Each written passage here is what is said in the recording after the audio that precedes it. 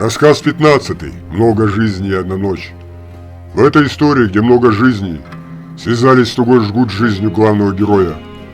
14 смотрите на канале. Вверху, вот стоящий рядом, где лежали связаны мохнатой сосны, отделилась тень, скользнула вниз. Бесшумно и тихо растворилась в кустарнике. Воронов не стал обсуждать со своими, что правда и во что не верится.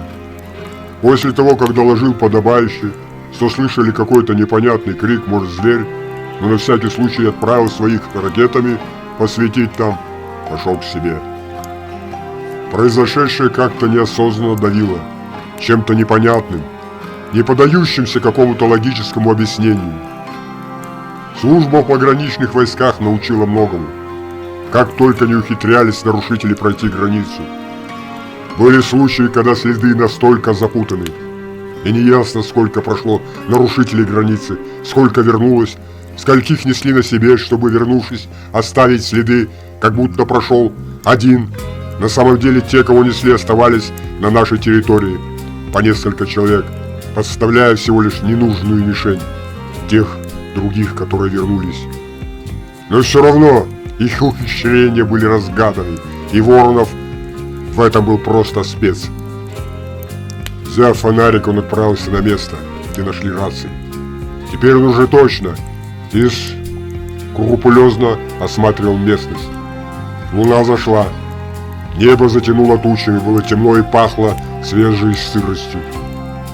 Может, даже дождик пойдет, все смоет, подумал Воронов, и стал дальше осматривать следы. Его мучили сомнения, почему человек, пришедший к женщине, пришел с группой людей. Ну ладно, мы вдвоем, товарища для поддержки. Но встреча тайная, может и не любовная вовсе.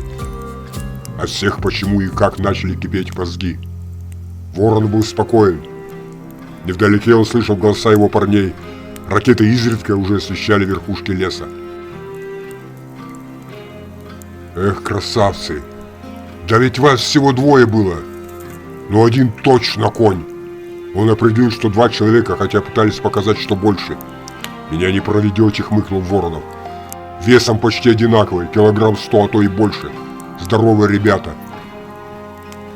Первое определение, что тащил один, подтвердилось. Второй, видно, следил за обстановкой. Но какая силища! Воронов уже собирался уходить, как вдруг его словно током прошибло. Он не мог определить, как пришел второй. Все вроде верно. Следы, поступь, вроде разные, пришли в наглую с фасадной стороны здания. Ну вот, до асфальтированной дорожки идут два следа, а дальше, он что, по воздуху летел?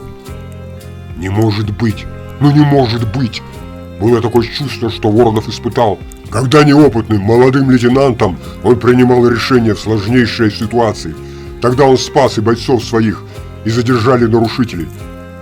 Но он понял, что впервые у него тогда появились седые волосы. Воронов стал озираться. Что же это такое? Один человек расправился с его парнями, как паук с мухами. Ведь он был один. Не тронул их, оставил живыми. Что это? Не человек, а зверь? Воронов оглянулся. По спине поползли мурашки, холодная испарина покрыла лоб. Он уже не смотрел на обстановку, а снова прошел тем же путем, но уже тщательно осматривая каждую травинку, каждый кустик, все больше убеждаясь в своих выводах. «Товарищ майор!» — услышал он голос Матвея. Воронов поднял голову. «Подойди, что ты?» «Да вот поговорить хотел». Воронов выпрямился. «Ну давай быстрее». Матвей посмотрел по сторонам, затем приглушенно сказал: «Один он был там. Просто все делал так, чтобы ввести в заблуждение. Поэтому я и не опровергал Данилу. Скорее всего, так и было, к хозяйке приходил». «Давай подробнее». «Да все я видел. Скорость бешеная. Только какое-то мелькание, и мы оба готовы. А когда тащил, я очнулся, дергаться было бесполезно. Представьте, тащит нас, как щенят. А состояние было мое полная парализация. Пришлось притвориться». «Ну ты хоть что-то запомнил?» Лицо было закрыто до глаз. С виду ничего особенного. Примерно такой же, как Я только странно дышал. Интересно, встречал я уже такое. Что? Да не запыхался даже, когда нес нас. Когда связывал, как будто ничего и не было. Матвей не договорил чего-то. Воронов это почувствовал. Когда он хотел сказать что-то, но замялся. Еще что-то видел? Да нет, так, что свербит, понять не могу. Ну ладно, ты вот что, никому пока ни слова. Пока не разберемся сами, понял? Понял. Даже Даниле не говори, что мы здесь... Все здесь намного серьезнее, чем мы предполагаем. Да, ясно, вздохнул Матвей и пошел к парням. Воронов посмотрел вслед Матвею. Теплое чувство испытывал он к этому парню. Еще не испорченный, по-своему честный, тем уже сложившимся в характере убеждения. Да и с дочкой у них дружба. Помогали они с Данилой съезжать с его квартиры, а через несколько дней увидел их с Майей. Пошли вместе с института. Отвел тогда в сторону, показал кулак под нос и сказал: что только свадьба, не дай бог, пришибусь сразу, понял?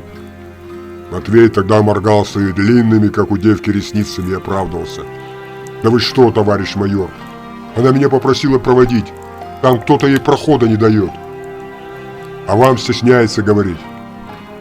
Вот как моя смена, не могу, а как моей смены нет, так и провожал ее. Что я маленький, все понимаю. Добрая улыбка появилась на лице у Ворона от вспоминаний, но тут же исчезла. Он не мог пошевелиться. Холодное лезвие ножа коснулось его горла.